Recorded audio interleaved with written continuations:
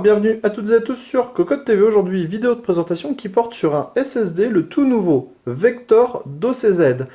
Un SSD de dernière génération qui s'offre un tout nouveau contrôleur d'une famille bien connue. On parle de Linden Lynx Barefoot en version 3, le tout étant épaulé par 512 MO de mémoire cache et de la mémoire MLC de type synchrone en 25 nanomètres. Le SSD est donné pour 550 MO par seconde en lecture, 530 MO par seconde en écriture, avec une base de 95 000 IOPS sur l'écriture 4K. Tout de suite, on déballe ce petit SSD afin de le découvrir un peu plus en détail.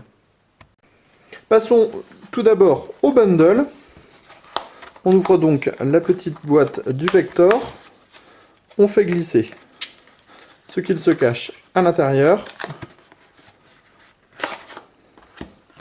On trouve une petite boîte en mousse noire qui dissimule les différentes notices d'utilisation. L'adaptateur 3,5 pouces vers 2,5 pouces.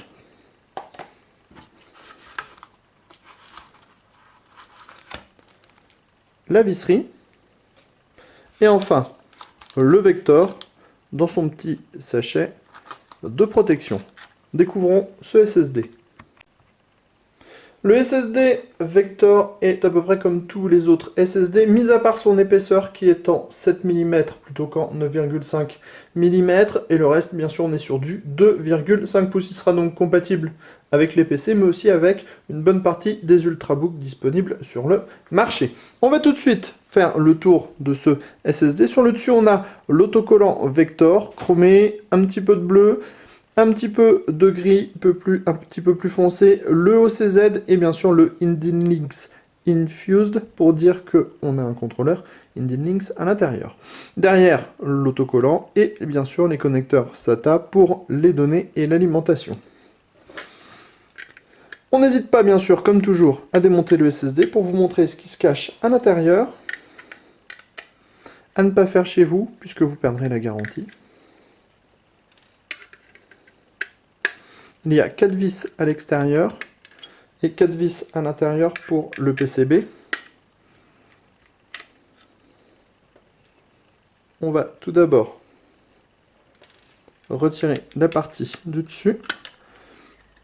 On le voit, on a le contrôleur qui est en contact justement avec la partie supérieure du SSD via un pad thermique. Et on a ensuite 4 nouvelles vis.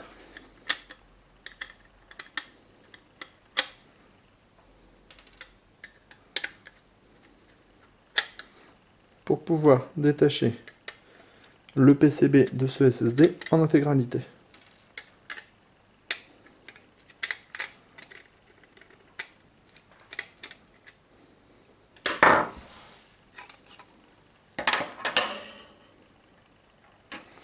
De ce côté, on trouve une partie des puces MLC. Elles proviennent de chez Intel Micron. Elles sont gravées en 25 nanomètres et sont de type synchrone. On trouve également une puce DDR3 de 256 MO de ce côté et donc le contrôleur Linden Lynx Barefoot de 3e génération. De l'autre côté du PCB, on retrouve l'intégralité des autres puces MLC ainsi que la seconde puce DDR3 qui fait que le cache passe à 512 MO en totalité. Au niveau des performances, on l'a dit, 550 MO par seconde en lecture, 530 MO par seconde en écriture, 95 000 IOPS en écriture aléatoire 4K. Plutôt des bons chiffres et plutôt des chiffres qui se vérifient dans les premiers tests que nous avons faits. Côté tarif, on est sur une base de 1 € le giga, donc le modèle 256 Go vous coûtera environ entre 250 et 260 €. Une somme certes élevée, mais un SSD qui procure vraiment des performances qui sont intéressantes dans les différents tests. Sur ce, on vous dit à très bientôt sur Cocotte TV pour de nouvelles vidéos de présentation.